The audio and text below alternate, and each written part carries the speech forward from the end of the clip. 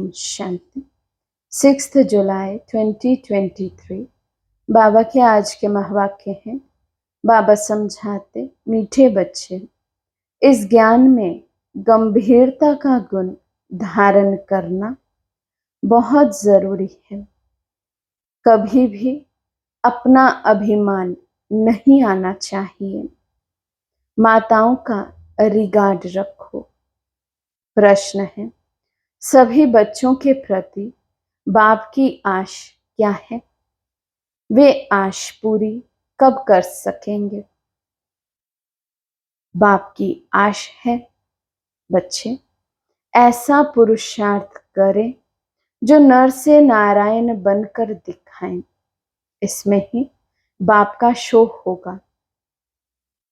ऐसा शो निकालो जो बाप का भी गायन हो तो बच्चों का भी गायन हो। बाबा कहे, बच्चे, अगर तुम नर से नारायण बनेंगे तो तुम्हारा भी मंदिर बनेगा और हमारा भी बनेगा। ऐसा पूज्य बनने लिए फॉलो फादर। अपने आप से प्रण करो, हम पूरा ही फॉलो करेंगे। तो हर बच्चे के प्रति बाबा की ऐसी ऊंची आशा है कि हर बच्चा ऐसा पुरुषार्थ करे, एक्यूरेट ब्रह्मा बाबा को फॉलो करे तो उनके समान नर से नारायण बने। गीत है, जिस दिन से मिले हम तुम। ओम शांति। बच्चे महसूस करते हैं, बच्चों को भासना आती है तो जरूर हम नई दुनिया के लिए सब नई बातें सुनते हैं। ये हमारी प्रीत नई लगती है और कोई की भी प्रीत सन्मुख परम पिता परमात्मा साथ होती ही नहीं, तो वे नई बात है ना। तुम जानते हो बाबा पतित पावन है। पुरानी दुनिया को पतित, नई दुनिया को पावन कहेंगे तो तुम्हारी प्रीत नई दुनिया से लगेगी। तुम ये जानते हो हमारी प्रीत अब नई दुनिया स्वर्ग से है। उसको शिवालय कहा जाता है, इनको वैशाल्य कहा जाता है। बरोबर यहाँ विकारी मनुष्य है। सतयुग में निर्विकारी है तो शिवालय कहेंगे ना। शिव बाबा ही ऐसी निर्विकारी दुनिया स्थापन करते हैं। और जानते हो बरोबर इस पुरानी दुनिया में देवताओं के चित्र हैं, जो देवताएं नई दुनिया में रहने वाले हैं। भारतवासी तो सब भूल गए, वे तो हिंदुस्तान कह देते हैं। हिंदुस्तान हमारा प्यारा, हाँ जरूर प्यारा था, परंतु वास्तव में हिंदुस्तान नाम है नहीं, भारत खंड कहा जाता है। तो बच्चे जानते हैं बरोबर ये नई बातें लगती हैं। ऐसी बातें कब नहीं सुनी। ये ज्ञान सारी दुनिया से निराला है। भारतवासियों के मंदिर भी बहुत हैं। क्रिश्चियन की एक ही चर्च होगी, फिर करके अलग अलग चर्च बनाएंगे। सतयुग में तो कोई मंदिर नहीं होता, क्योंकि चैतन्य देवताओं का राज्य चलता है। देवताएं शिवालय नई दुनिया में राज्य करते थे। तुम जानते हो अब हम नई दुनिया में जा रहे हैं। ये भी ख्याल कभी नहीं करना कि बाबा ने ये नया मकान बनाया है। वास्तव में पुरानी दुनिया में ये भी पुराना ही है।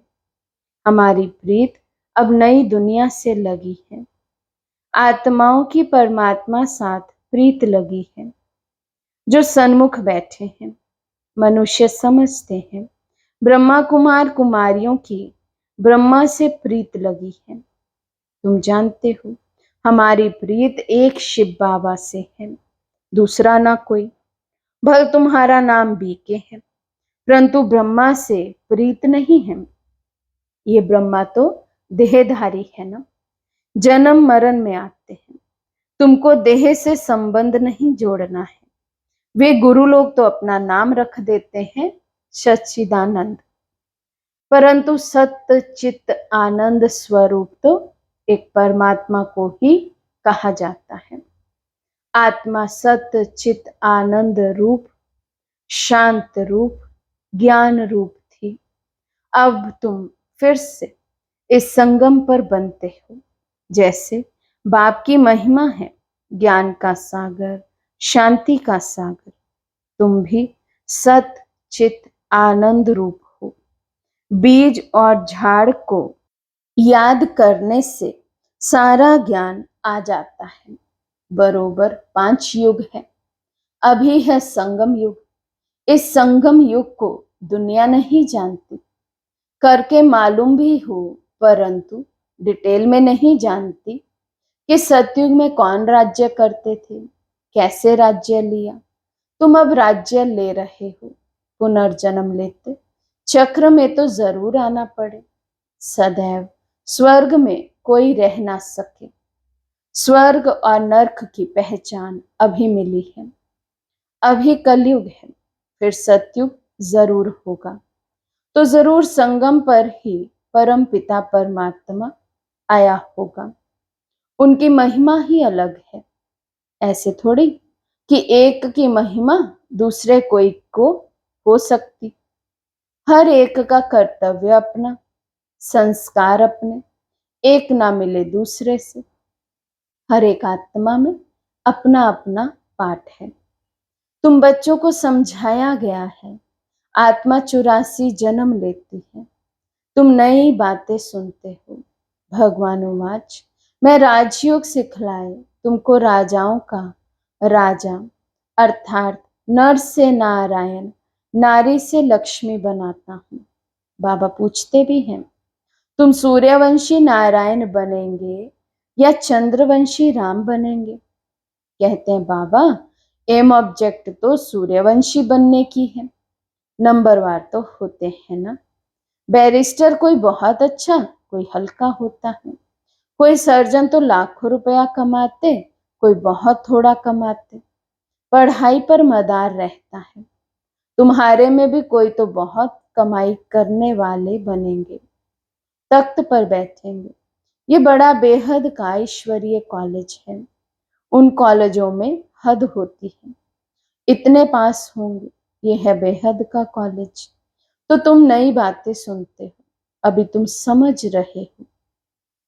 तुम अबलाओं को बल देने वाला वे परम पिता परमात्मा ही है। जानते हो परमात्मा बाप से हमको कितना बल मिलता है। हम सेना हैं, युद्ध के मैदान में खड़े हैं। नई बात है ना। गीता में पांडवों और कौरवों की लड़ाई दिखाई है, परंतु लड़ाई की तो बात है नहीं।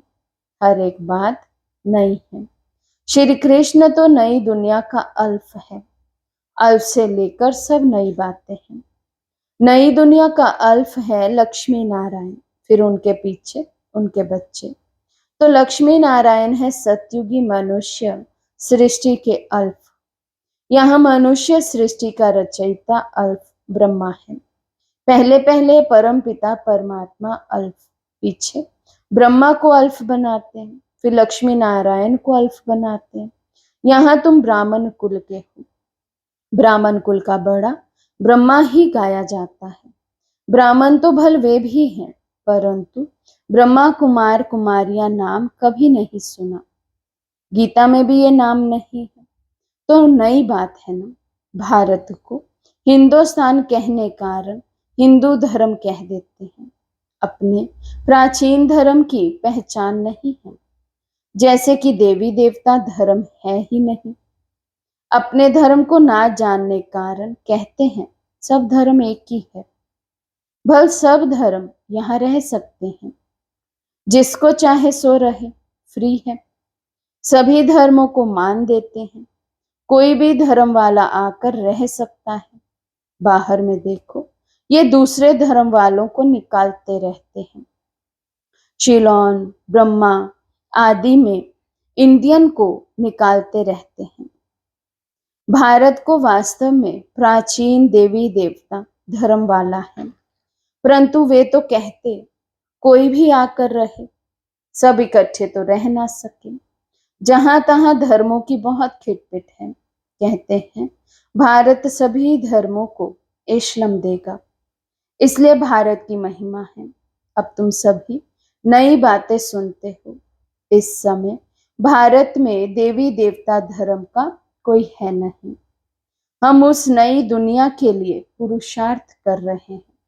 शिव बाबा स्वर्ग रचते हैं। यूं तो ब्रह्मा की संतान सब हैं, परंतु ब्राह्मण खास गाए हुए हैं। उनको कब रचा? जरूर संगम पर रचा। वर्ण भी अच्छी रीति दिखाने हैं। हम ब्राह्मण चोटी, फिर देवता, क्षत्रिय, वैश्य, शूद्र बनते हैं। तो ये ज्ञान बड़ा गुह्य रमणीक है, मुश्किल किसी की बुद्धि में बैठता है। तुम बच्चे इस ज्ञान को अच्छी रीति धारण करो। कभी भी ब्राह्मणी से रूठना नहीं।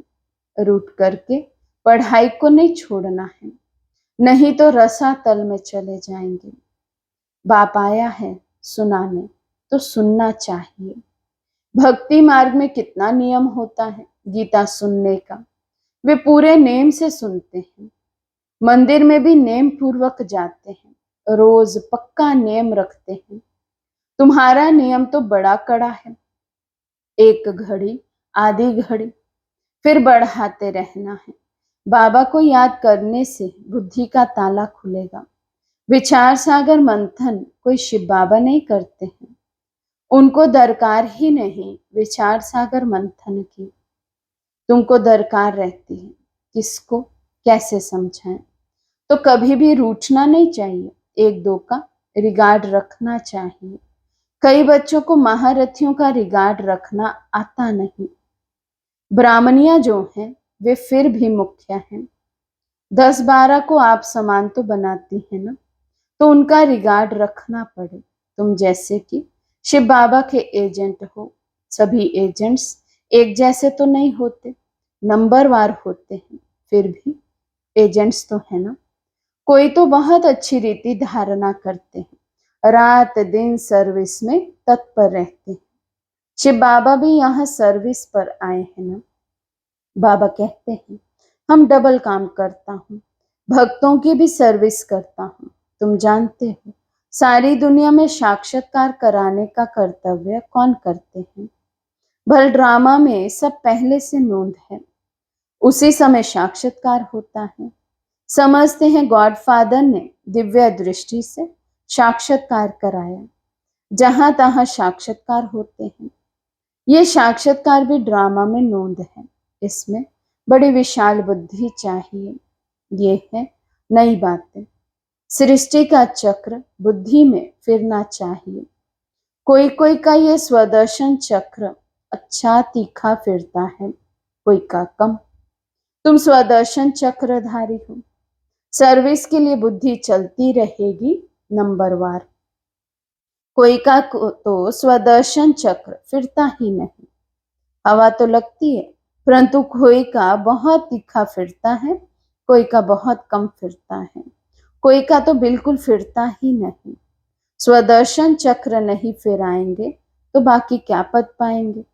तो ये नई बात हुई ना। बाप समझाते रहते हैं वर्षा लेना है तो अभी लो, नहीं तो फिर पछताएंगे, रोएंगे। टीचर का शो करना है ना। ये कितना बड़ा कॉलेज है। अच्छी रीति पढ़ते हैं तो पद भी अच्छा पाते हैं। प्रण करना चाहिए, हम पूरा फॉलो करेंगे। Follow mother father. ऐसे भी नहीं है बैरिस्टर का बच्चा बैरिस्टर ही बनेगा, नहीं। कोई डॉक्टर बनेगा, कोई इंजीनियर, कोई तो शैतान डाकू भी निकल पड़ते हैं। बाप कहते मेरा शो निकालने तुम नर से नारायण बनकर दिखाओ। मेरा भी गायन होगा, तुम्हारा भी गायन होगा। तुम भी देवता बनेंगे। हमारा मंदिर बनेगा तो तुम्हारा भी बनेगा। मुख्य मंदिर होना चाहिए एक शिव बाबा का, फिर उनके साथ ब्रह्मा और बच्चे। दिलवाड़ा मंदिर में वैरायटी है ना। यही बड़े ते बड़ा यादगार है। तुम चैतन्य में बैठे हो। शक्ति की शेर पर सवारी, महारथी की हाथी पर सवारी दिखाते हैं। गज को ग्रा ने हप किया, बाप की याद नहीं रहती है तो माया ग्रह हप कर लेती है। अच्छे अच्छे महारथियों को भी माया ग्रह खा लेती है। इसमें बड़ी गंभीरता चाहिए और अभिमान नहीं आना चाहिए। मैं ये करता हूँ। जितना हो सके हर बात में माताओं को आगे रखना है, माता का रिगार्ड रखना है। सब चाबी माता के हाथ में होनी चाहिए। माता द्वारा समाचार आना चाहिए। हाँ, कहाँ कहाँ कन्या अथवा माता से कुमार होशियार होते हैं, उनको फिर राय लिखनी है। हुक्म सरकार का, राज्य रानी का है। पहले रानी फिर राजा, पहले माता गुरु चाहिए। पुरुष को गुरु बनने का कायदा नहीं है, माता को आगे करना है। लो ऐसे कहता है। भल कहाँ पुरुष भी निमित्त बनते हैं जो माताओं को ज्ञान में ले आते हैं, परंतु मेजॉरिटी माताओं की है। अहंकार नहीं होना चाहिए। मैं सब जानता हूँ, मैं होशियार हूँ। होशियार माताओं को बनाना है, माता द्वारा सेंटर आदि चलाना है। अंत में सन्यासी आदि को भी माताओं के ही बाण लगने हैं, तो कायदे से चलना है। परमपिता परमात्मा की निंदा करने वाले ऊंच पद पा नहीं सकेंगे। बाबा सावधान सबको करते हैं। बहुत मीठा बनना है। कोई की बात पसंद नहीं आती है तो एक कान से सुन, दूसरे से निकाल दो। क्रोध बहुत नुकसान करता है। कोई कोई लिखते हैं, काम से क्रोध को क्यों नहीं तीखा रखें, परंतु नहीं, काम तो आदि मध्य अंत दुख को प्राप्त कराता है। पतित पावन एक ही बाप गाया हुआ है। सन्यासी पावन नहीं बना सकते। तो तुम नई बातें सुनते हो, ऊंचते ऊंच भगवान बैठ तुमको पढ़ाते हैं। उनको ही श्री श्री कहा जाता है। फिर मनुष्य सृष्टि में श्री लक्ष्मी, श्री नारायण, श्री राम, श्री सीता को कहते हैं। अच्छा, उन्हों को ऐसा श्रेष्ठ किसने बनाया? श्री श्री शिव बाबा ने। अच्छा, मीठे मीठे सिके लदे बच्चों प्रति माता पिता बाप दादा का याद, प्यार और गुड मॉर्निंग। रूहानी बाप की रूहानी बच्चों को नमस्ते। हम रूहानी बच्चों की रूहानी बाप दादा को दिल व जान, सिक व प्रेम से नमस्ते नमस्ते नमस्ते जी। धारणा के लिए मुख्य सार। फर्स्ट पॉइंट, आपस में एक मत होकर रहना है।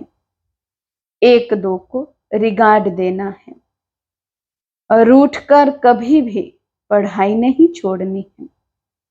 सेकंड पॉइंट, क्रोध बहुत नुकसानकारक है, इसलिए जो बात पसंद नहीं आती है उसे एक कान से सुन, दूसरे से निकाल देना है। क्रोध नहीं करना है, बहुत बहुत मीठा बनना है। आज का वरदान है, बुद्धि द्वारा शुद्ध संकल्पों का भोजन स्वीकार करने वाले सदा स्वच्छ होली हंस भव। बुद्धि द्वारा शुद्ध संकल्पों का भोजन स्वीकार करने वाले सदा स्वच्छ होली हंस भव। होली हंस कभी भी बुद्धि द्वारा सिवाय ज्ञान के मोती के और कुछ भी स्वीकार नहीं कर सकते। ब्राह्मण आत्माएं जो ऊंच चोटी है, वे कभी भी नीचे की बातें स्वीकार नहीं करती। होली हंस अर्थात सदा स्वच्छ, सदा पवित्र। पवित्रता ही स्वच्छता है। होली हंस संकल्प भी अशुद्ध नहीं कर सकते। सदा शुद्ध संकल्पों का भोजन खाने वाले होली हंस सदा तंदुरुस्त रहते हैं। उन पर किसी का प्रभाव पड़ नहीं सकता। स्लोगन है, अपनी मनसा द्वारा शांति कुंड को प्रत्यक्ष करने वाली शांत प्रिय आत्मा बनो। अपनी मनसा द्वारा शांति कुंड को प्रत्यक्ष करने वाली शांत प्रिय आत्मा बनो। अच्छा, ओम शांति।